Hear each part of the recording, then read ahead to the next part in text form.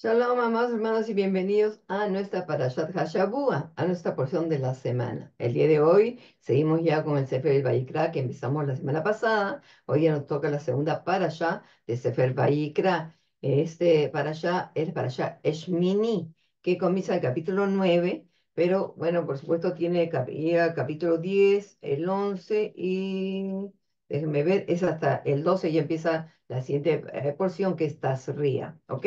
Así que bueno, entonces vamos a compartir la pantalla para la clase del día de hoy. Ok, compartir. Listo. Ay, ya.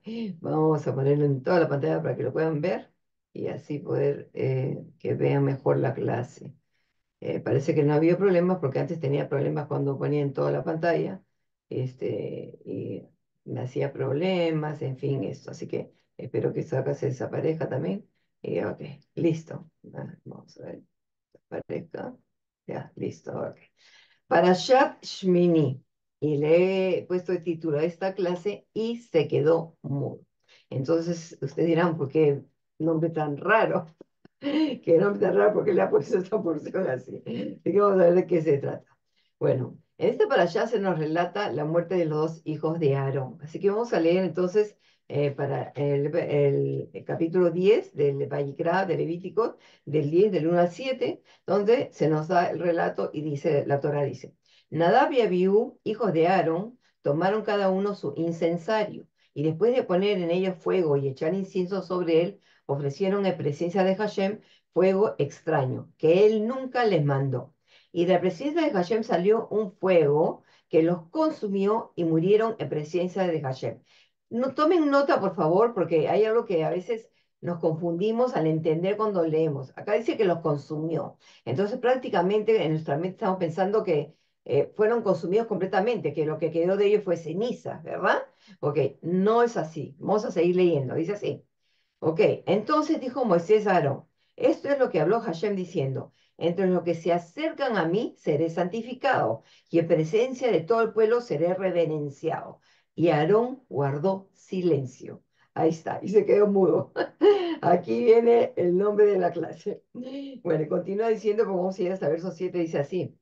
Entonces dice así, y llamó Moisés a Misael y a Zafán, hijos de Uziel, tío de Aarón, y les dijo, acercaos y sacad a vuestros hermanos de delante del santuario fuera del campamento. Y ellos se acercaron y los sacaron con sus túnicas fuera del campamento, como Moisés había hablado. Entonces Moisés dijo a Aarón y a sus hijos Eliezer e Itamar, no desgreñéis vuestras cabezas, ni rasguéis vuestros vestidos, así no moriréis ni se irritará contra toda la asamblea, pero que vuestros hermanos, toda la casa de Israel, llore por el incendio que Hashem encendió. Y no saldréis por la entrada de la tienda de reunión para que no muráis, por cuanto el aceite de la unción de Hashem está sobre vosotros, y ellos hicieron conforme a la palabra de Moisés. Así que claramente, como estamos leyendo, dice, salió un fuego que los quemó. Sin embargo, vemos que sacaron sus cuerpos con túnicas y todo. Entonces, ¿cómo se explica esto? ¿Cómo explicar? Es que a veces, amados hermanos, tenemos la costumbre de leer y no nos damos cuenta. ¿Por qué? Porque la Torah tiene esto. A veces nos da un verso adelantado y después continúa con el relato. ¿Ok? Entonces, por eso que cuando vemos ese verso adelantado, entonces, y no seguimos con el relato, o no lo conectamos, o sea, tendemos a interpretar otra cosa. Entonces, como verán, ese fuego no los consumió, en el sentido que los consumió como el fuego consume, que consume todo, ¿ok? Y porque quedaría, como dije yo, cenizas de ellos, ¿no? Entonces, así que, bueno, igual cuando la gente se muere alguien, fallece y hacen la cremación y que le entregan las cenizas. Entonces, en este caso no es así, sino simplemente murieron, ¿ok?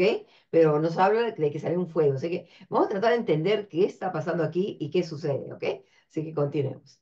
Ok, es lo peor que puede ocurrir cuando un padre pierde a su hijo. Nos parece la mayor tragedia, porque va en contra de la naturaleza misma de las cosas. ¿Por qué?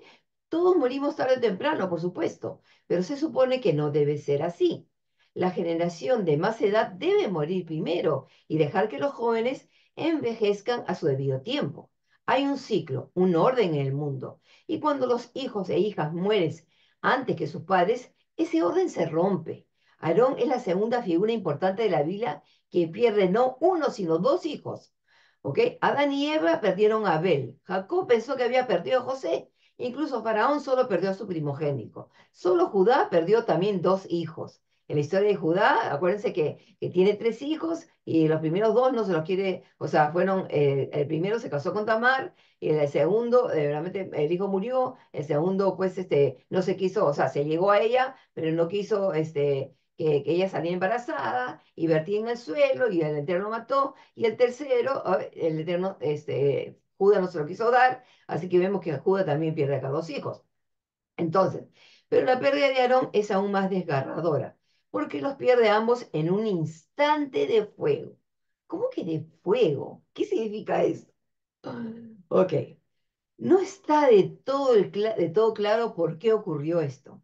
Estaba en el tabernáculo sagrado, llevando una ofrenda a Elohim, lo que parece algo bueno. Eran de la familia sacerdotal, así que presumiblemente pertenecían allí. Entonces, ¿qué hicieron mal exactamente? ¿Por qué se consideró su ofrenda como un fuego extraño? Bueno, unos dicen que se equivocaron en el procedimiento, otros dicen que estaban borrachos, ¿ok? O que simplemente lo hicieron sin la orden explícita de Hashem. ¿Por qué? Porque después de esto el Eterno les va a decir de que no beréis vino ni licor fuerte para que no morirá cuando estés en la tienda de reunión. Eso vemos que está en el verso 9. ¿Ok? Entonces, cualquiera que fuera el problema, fue suficiente para provocar a Hashem a incinerarlo supuestamente al instante, aunque no ocurrió eso. Desaparecieron tan rápidamente que nos quedamos inquietos, confusos. ¿Era tal castigo realmente apropiado para el crimen, cualquiera que fuese? Y a pesar de todo, ¿no merecía Aarón, el Cohen Hagadol, el sumo sacerdote, alguna consideración especial? Verdaderamente que estoy seguro que todos nosotros nos hacemos estas preguntas. Los rabinos, por supuesto, ellos se hacen estas preguntas. Y por eso que ellos conectan y hacen estos medrashim, estas enseñanzas que nos traen a nosotros una iluminación que nosotros no podemos tener porque estamos nuevos en estudiar Torah, no hemos estudiado toda la vida. Ellos de generación en generación, por miles de años, han venido estudiando Torah y la leen en el idioma, entonces pues tienen otro punto de vista. Ok. Pero ¿cuál es la reacción de Aarón ante todo esto? ¿Llora? No. ¿Se siente reconfortado o enfadado? No tenemos idea, porque solo leemos esto. Ahí está, el verso 3, que dice así. Vayomer Moshe el a Aarón. Y le dijo Moshe a Aarón, Hu asher diber Hashem lemor. Esto es lo que ha dicho Hashem, o lo que dijo Hashem. Dice, Bikerobai, Bikrobai, dice, o sea, en los que se me acercan, bueno, el verbo es karab, acercarse, entre los que se acercan, Ekadesh, yo seré santificado, ¿ok? Es la palabra Kadosh, pero está con la Aleph, que es primera persona futuro, entonces dice que es el eterno, yo seré santificado. Ve al penei kol haam, y sobre todo enfrente, de frente, o sea, delante de toda la congregación, ¿ok? Cabet, en delante de toda la congregación, que no solamente seré glorificado, seré, ¿cómo se llama? Seré santificado, seré glorificado, porque acá dice Cabet, que la palabra es cabot, ¿ok? Vallidón a Jarón. ¿Y a Jarón qué hizo? Vallidón. Vallidón. Entonces, acá, ¿qué cosa la texto lo ha traducido? Guardó silencio. Así que vamos a ver si verdaderamente es la verdadera traducción y qué significa esto. ¿Ok? Continuamos. Eso es todo lo que recibimos de Aarón. Ninguna muestra emocional, ninguna respuesta de ningún tipo, solo silencio. Y entonces salimos de la escena, así que nos preguntamos, ¿qué le estaba pasando a Aarón en ese momento? ¿Cuál era la naturaleza de ese silencio? ¿Y qué le ocurre a un siervo de Hashem cuando ese Hashem le quita a sus hijos? Hay una gran variedad de opiniones entre los comentaristas. Algunos dicen que Aarón siguió siendo el siervo de Hashem, que su fe no vaciló ni un momento. Su silencio en esta lectura fue un signo de aceptación total. ¿Ok? Eso es lo que más o menos nos explica, aunque sabemos que más adelante, ¿ok? Más adelante, casi al final ya del capítulo, Moisés los recrimina porque no han comido la ofrenda que tenían que comer y él le dice que cómo van a comer porque sus hijos habían muerto y en fin, así que también eso sabemos de él, que no quiso comer, ¿ok? Así que, y eso sí se lo aceptó Moshe, porque Moshe consultó con el Eterno y el Eterno sí se lo aceptó, ¿ok? Seguimos ahora. El rabino Varias Forno, ¿ok? Que es de verdad uno muy buen rabino comentarista, dice que Aarón no solo aceptó obedientemente su muerte, en realidad veía su sacrificio como una especie de ofrenda sagrada. Tal vez Aarón entendió que Moisés quería decir exactamente eso. Hashem ha sido glorificado a través de esta inmolación sagrada. Tal vez incluso estaba orgulloso. Pero este tipo de interpretación es demasiado para que lo acepten otros comentaristas.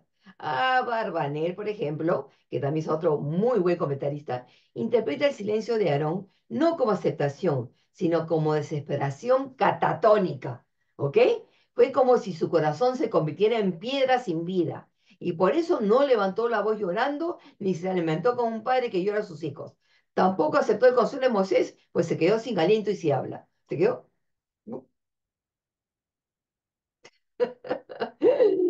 Así que esta es muy interesante, esta interpretación de Barbanel, que a mí me gusta mucho. Así que vamos a ver qué más tenemos. Ok, otro rabino muy conocido, que es el rabino Jacob Ben Asher, conocido como el Baal Haturín, famoso por su dominio de la Biblia, nos da una conexión que se puede ver cuando vemos otros pasajes donde encontramos la frase. Hemos visto que acá la textual nos dice, y se quedó mudo, ¿no? Se quedó mudo. La palabra es Vayidom Aharón. Bueno, da la casualidad que esto es la forma de que los rabinos, muchos de verdad enseñan, y esta es la forma que nosotros podemos aprender mucho más y comprender a más profundidad lo que está sucediendo. Y eso es lo que yo siempre enseño, que es lo que llamo insertar perlas, que es algo temático que enseñan los rabinos. Es ver esa frase donde se repite o esa palabra donde se repite. Y vamos a ver el caso casualmente en el libro, en Sefer Yehoshua, en el libro de Josué. Vamos a leer el capítulo 10 el verso 13, la primera parte del verso. 10-13, este es cuando están ellos en guerra, ¿ok? Vamos a leer 10-13, donde dice, y el sol se detuvo y la luna se paró hasta que la gente se hubo vengado de sus enemigos, ¿ok? Y bueno, así que vemos que aquí tienen esta victoria y ¿cómo se llama? Y como todavía no se habían podido vengar, Josué y Joshua hace algo, le dice al sol detente, a la luna detente, y entonces vemos esta frase que son la cuenta que y el sol se detuvo y la luna se paró hasta la gente se hubo vengado a sus enemigos. Entonces vamos a ver qué cosa dice en el hebreo. Dice, Vayidom, ahí está, Hashemesh, ok, Vayidom Hashemesh. Acá se trata de, se quedó silencio, el sol, no puede ser, el sol no se va a quedar en silencio. Entonces tal vez esta palabra que dice se quedó quieto, ok, por eso entendemos el otro comentario del rabino, que se quedó catatónico, quieto, mudo, sin moverse, porque acá estamos viendo que cuando acá dice que el sol se detuvo, pero en realidad vemos Vayidom Hashemesh. Dice, Beyareach Amat. Y la luna Amat se paró. Ahí sí vemos claramente que se paró. En el sol no es lo mismo. At Yikom Goy dice hoy va. Hasta que ellos se levantaron y, o sea, ¿cómo se llama? Y pudieron, se levantaron, en realidad se traduce como que pudieron levantarse contra la nación enemiga, porque vemos que aparece esta Goy ahí, Goy es nación, y ahí va, hoy va es enemigo, es el enemigo, ¿ok? Así que vemos aquí otro pasaje donde encontramos esto, pero ahí no acaba la cosa. Ahora bien, esta brillante conexión nos lleva al libro de Josué, a la famosa batalla de Gibón, cuando va a tener suficiente luz diurna para seguir luchando, y Joshua ordenó al sol que se detuviera en el cielo, y este se detuvo, pero se nos dice Vallidón, utilizando la misma palabra en el caso de Aarón, que se quedó quieto o en silencio. Así que, ¿cuál es la traducción? Esto nos lleva a pensar en Aarón. ¿Qué le ocurría en ese silencio? ¿Era esa sensación que a menudo nos invade en momentos de gran trauma? Cuando el tiempo se detiene. Todo empieza a moverse lentamente y luego se detiene.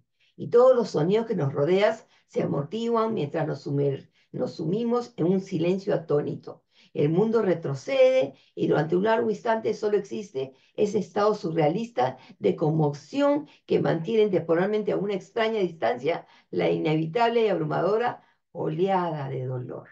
Así que claramente vemos aquí que no es solamente un silencio, es una quietud, algo que se paralizó, una estación, o sea, una situación de la que se queda en shock, como dijo anteriormente el rabino. Nada, sin moverse, sin saber qué decir. O sea, se detuvo todo, el tiempo parece detuvo, se detuvo todo, todo, todo. ¿Ok? Entonces, vemos ahora por eso la conexión con este pasaje de Josué. ¿Ok? ¿Se dan cuenta? Esto es maravilloso poder entender de esta manera, porque vemos, amados amados, cuando vemos dónde está la palabra escrita exactamente. ¿Ok? Ahora, seguimos. Aarón estaba en esa cámara de silencio. Aún estaba confuso, aún no había asimilado la imposible realidad de lo que acababa de suceder. Moisés intentaba hablarle, pero Aarón estaba lejos. Cuando miró hacia afuera, al mundo a su alrededor se había detenido. Para Aarón eran los demás los que habían enmudecido, quedando quietos como el sol en Gibón. O sea, él está, que es como cuando vemos en las películas que la persona está viendo que todo se queda congelado, nadie se mueve. Él estuvo tan quieto, tan estático, o sea, ese silencio tan profundo, tan quieto, tan estático, que en verdad o sea, es como si él viera a la gente que se ha paralizado, así como exactamente como lo que estamos viendo, el sol. ¿Ok? Por eso vemos la misma palabra. Ahora, ¿qué es lo que la Torá nos quiere mostrar al usar la misma palabra? Si seguimos investigando, vemos otro episodio donde encontramos algo parecido. Y ahí vamos a poder seguir ensartando esas perlas maravillosas. Vamos a ir a Primera de Reyes 19:12. Primera de Reyes 19:12. 19:12. Vamos a ver aquí. 19:12. Esta es la famosa huida de Eliseo, ¿ok? Donde vemos que sucede que se mete en una cueva y de pronto terremoto, el esto, el otro, y ahí no estaba el Eterno, no estaba el Eterno, no estaba el Eterno. Entonces vamos a ver el verso 12. El verso dice así. Entonces, pero si quiere para leer en contexto, podemos leer del 9. Dice así. Y ahí entró en una cueva donde pasó la noche. Y he aquí que vino a él la palabra de Hashem diciendo, ¿qué haces aquí, Elías? ¿Ok? Es Elías, no Eliseo. Acá dice la vida de Joreb, yo estaba leyendo el subtítulo, es Elías. ¿Ok? No es Eliseo, es Elías. Eliyahu, no Elisha. ¿Ok? Entonces dice así. Y él respondió, he sentido un vivo celo por Hashem, Elohim Sebaot, porque los hijos de Israel han abandonado tu pacto, han derribado tus altares y han matado a espada a tus profetas, y yo solo he quedado y me buscan para quitarme la vida. Y él dijo, o sea, el Eterno dijo, sal afuera y ponte de pie en el monte delante de Hashem, y aquí que Hashem pasaba, y un grande y poderoso viento destrozaba las montañas y rompía las peñas delante de Hashem, pero Hashem no estaba en el viento. Después del viento hubo un terremoto, pero Hashem no estaba en el terremoto. Y ahora el verso 12. Después del terremoto hubo un fuego, pero Hashem no estaba en el fuego. Y después del fuego hubo un susurro apacible y delicado. Ok, ahí me da risa, de verdad, las traducciones que nos ponen, la verdad que supuestamente esta es la textual que debería traducir, ok, directamente el hebreo. Ok, ok, pero sin embargo vamos a ver pues lo que dice aquí. En el hebreo dice así. Beajar Harash, ¿ok? ¿Ok? Y después del rash, el rash es un ruido. Entonces, el ruido que entonces acá lo traducen como terremoto. Entonces dice que después del terremoto o el ruido, ¿qué cosa hubo? Esh, fuego.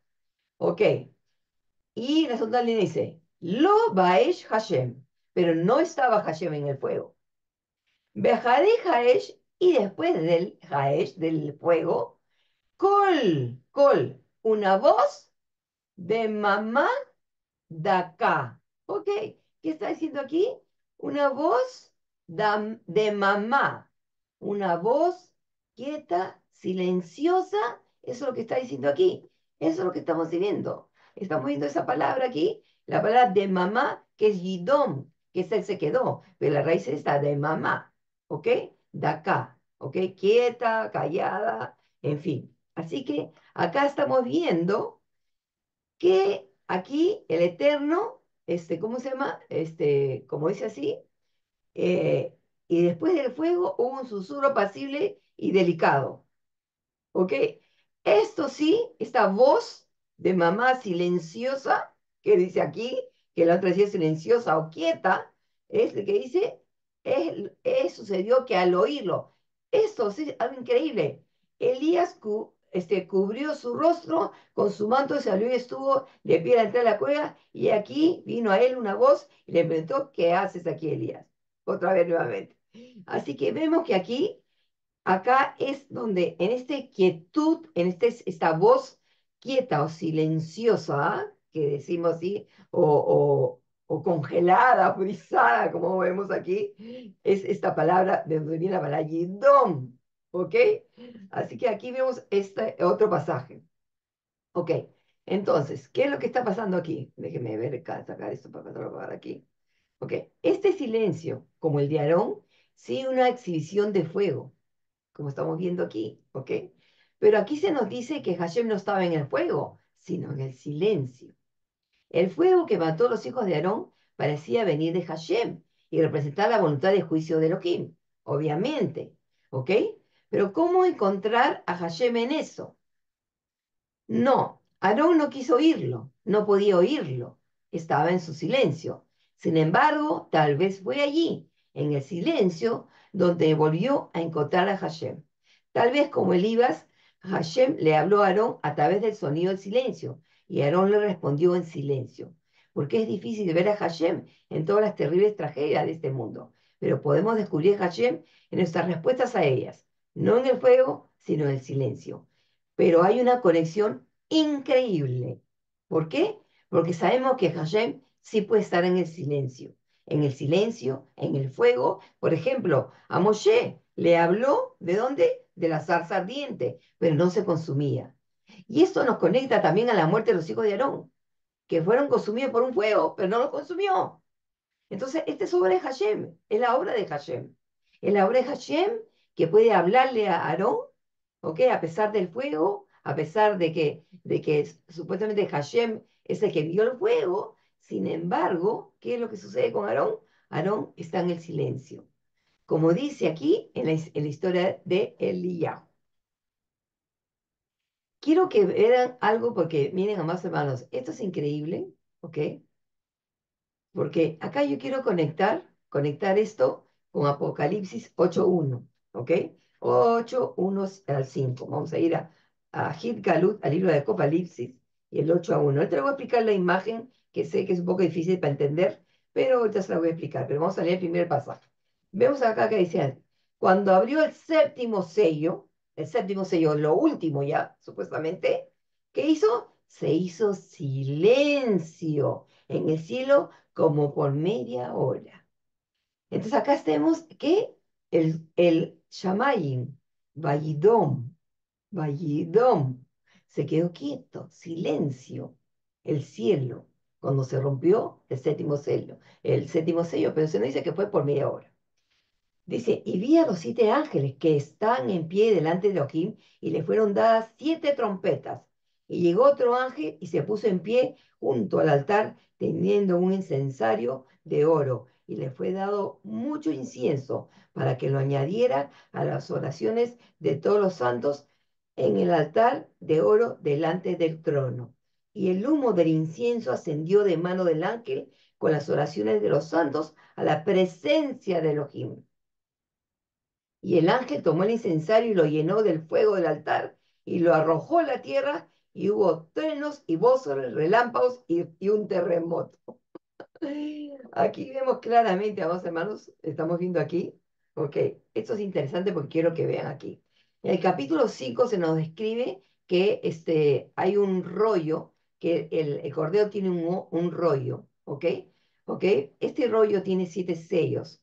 Y sin embargo, cuando nosotros vemos la descripción, se nos describe solamente que hay 4 caballos, ok. Entonces, ¿qué significa eso? Que el primer caballo, que es el caballo blanco, lo tenemos que conectar con el séptimo sello, que a pesar que no hay caballo, pero tiene relacionado con el séptimo sello. Por eso que es el final, lo ven al final, ¿ok? Ahora, el segundo caballo, por ejemplo, ¿ok? ¿Cómo se llama? Que me parece que es el negro, creo que si no me equivoco, o es el rojo, creo que es el rojo, el caballo rojo. Entonces, también vemos que el segundo sello es un caballo rojo. Entonces, vemos que el sexto sello no tiene caballo. Entonces, quiere decir que está relacionado, está unido al caballo rojo. El tercer sello es un caballo negro, ¿ok? Que lógicamente está unido al quinto sello, que el quinto sello no nos describe que hay un caballo, pero está relacionado, esto se llama la estructura quiasmo, ¿ok? El uno, como por ejemplo en la menora, que tenemos la menora, pues el primer brazo está relacionado al séptimo, está unido. Por eso dice, el espíritu primero es Jochma y el último espíritu es Yirat, que es temor. Por eso dice, el principio de la sabiduría es el temor a Hashem. Vemos la conexión, eso es la conexión que estoy tratando de hacer. Entonces después tenemos el cuarto caballo, que es el medio, que es de ahí donde sale todo. Lo que pasa es que no hemos conectado, porque de ahí es donde va a salir todas las plagas y todas las cosas que van a causar la muerte. Porque dice el verso, sí, el 6 de los siete, el capítulo 6 de los siete sellos, pero son cuatro caballos. El cuarto caballo es el que está en el medio, y dice, y miré aquí un caballo pálido, y que lo montaba tenía por nombre Muerte, y Hades seguía tras él, y le fue dada autoridad sobre la cuarta parte de la tierra para matar con espada, con hambre, con pestilencia, y por las fieras de la tierra. Estos son los cuatro juicios del Eterno. Así que está en el medio, es un caballo verduzco pálido, que trae la muerte y todo eso, así que está en el medio. Pero ya después, cuando dice el quinto sello, no hay caballo.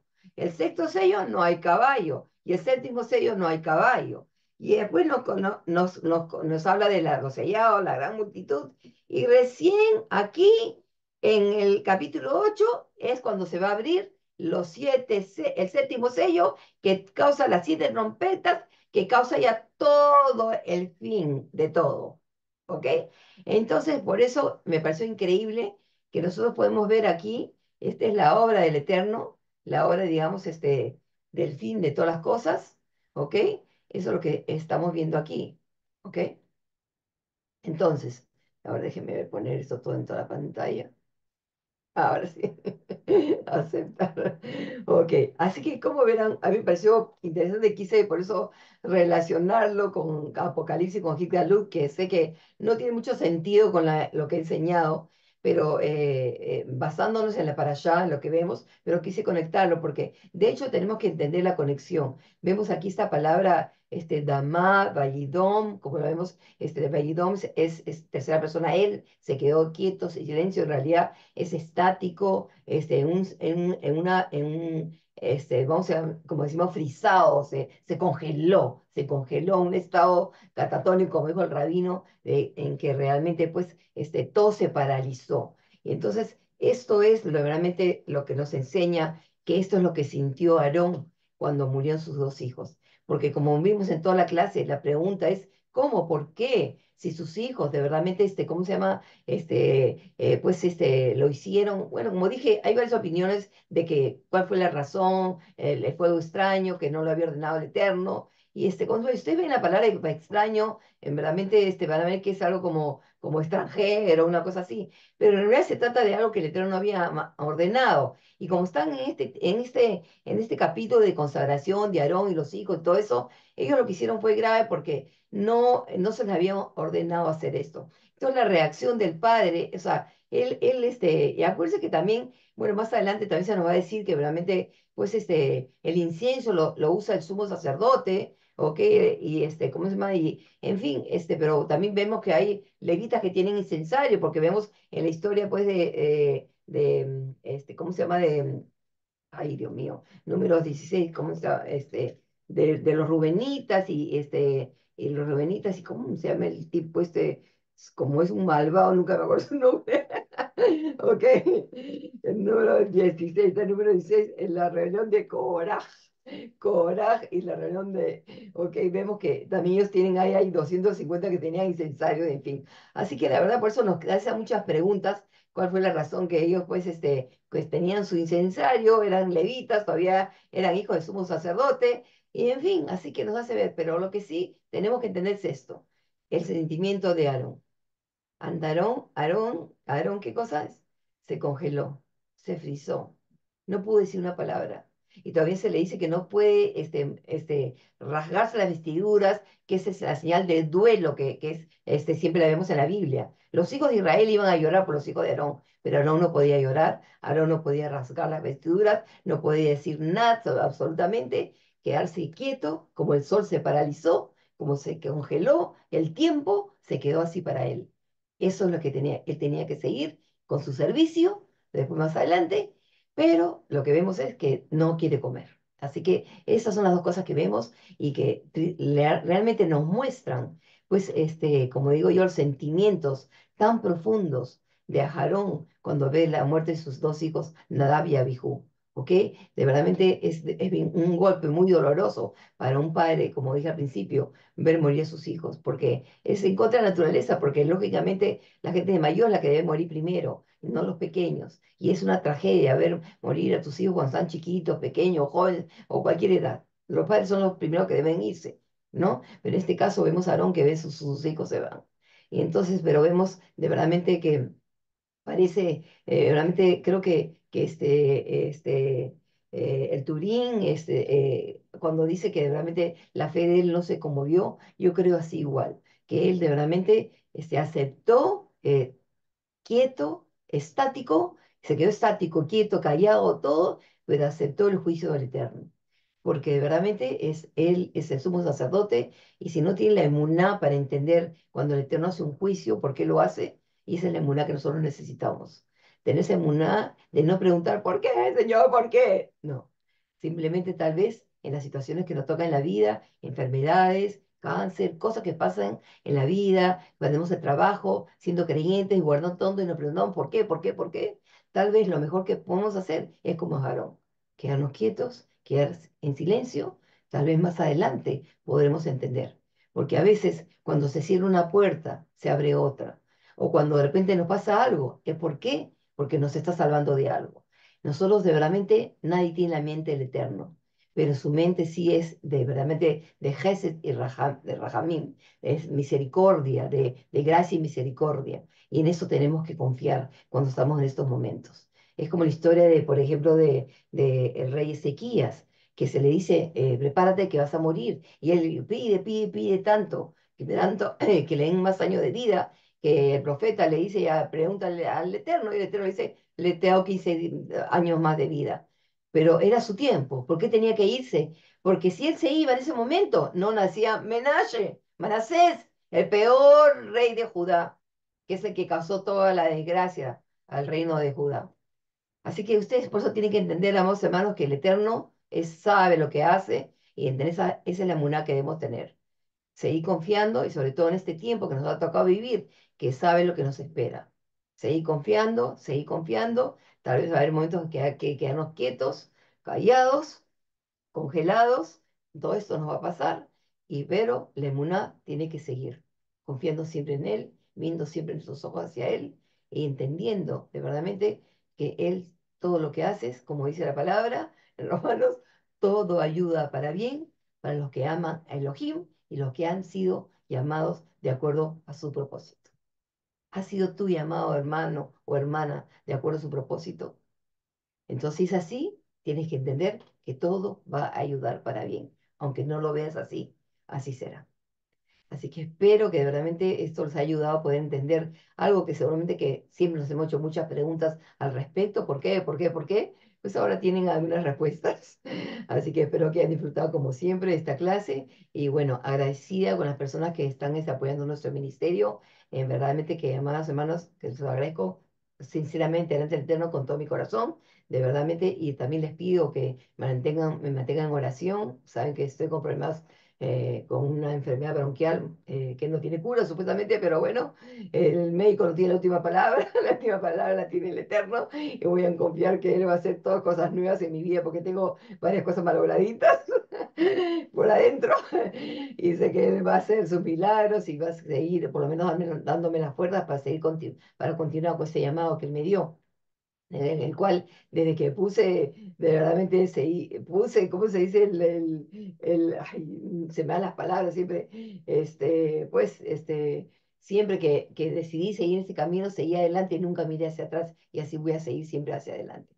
Así que les pido por favor sus oraciones y el pedido que les hago, por favor, ayúdenme a compartir los videos, que verdaderamente tienen muy pocas vistas, y antes del año que tomé sabático, de verdaderamente los videos llevaban hasta 1000, 1000 y pico de vistas y ahora estamos por la mitad. Así que otra forma que nos pueden ayudar a que más personas nos vean es pues compartiendo los videos. Así que, bueno, hasta que llegamos, que tengan un Shabbat Shalom, que el Eterno me lo bendiga y lo guarde y será hasta la próxima. Shalom Alejem.